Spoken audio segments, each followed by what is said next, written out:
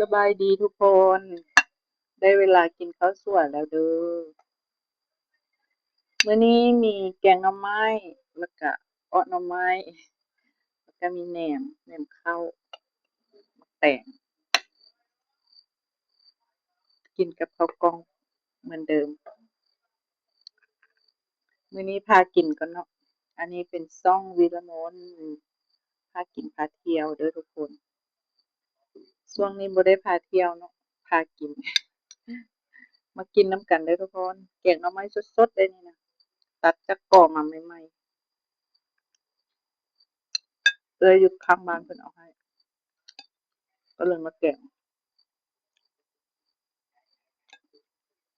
เหมือนเดิมเช้าสวยแรงคาบเดียวจบ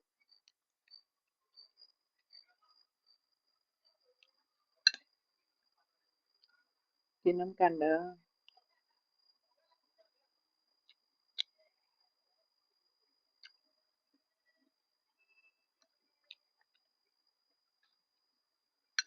มื้อนี้บ่มีไข่บ่มีซีน มีอยู่ในอ้อหน่อไม้ซึ่ง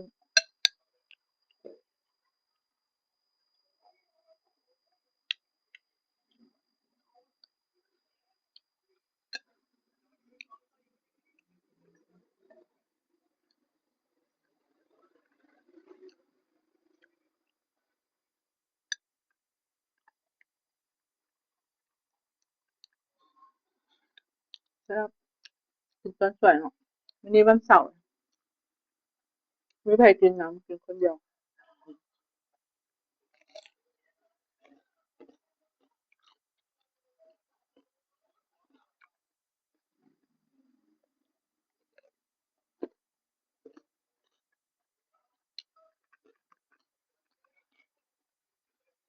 อ้อหน่อไม้ซอสซีหมู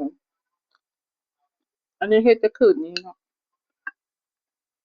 มีผู้กินก็ตัวเองกินคือเก่า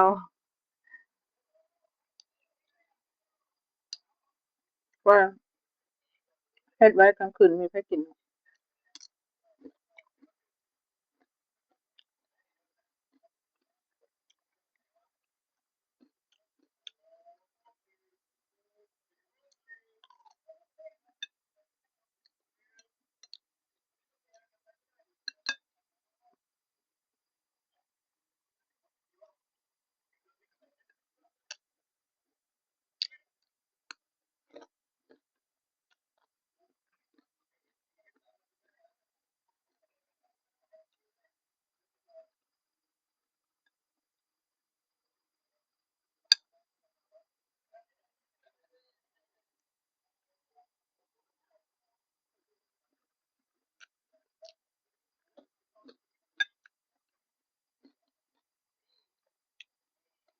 แซ่บแกงหน่อไม้มื้อนี้ม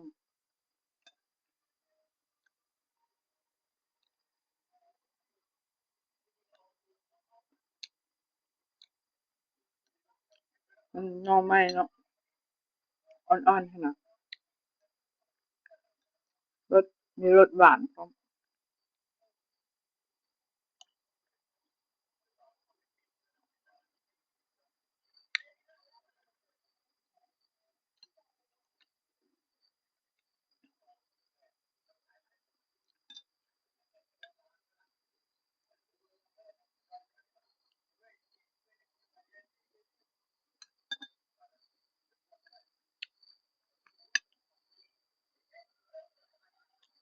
กินเท่าเดิมเวลาเดิม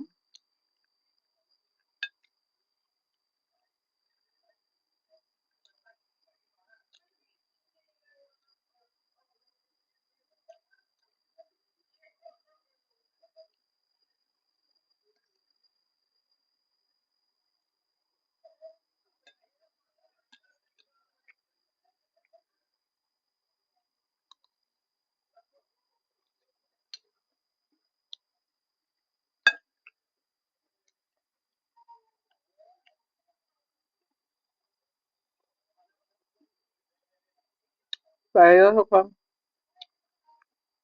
เจอกันคลิปหน้าเด้อ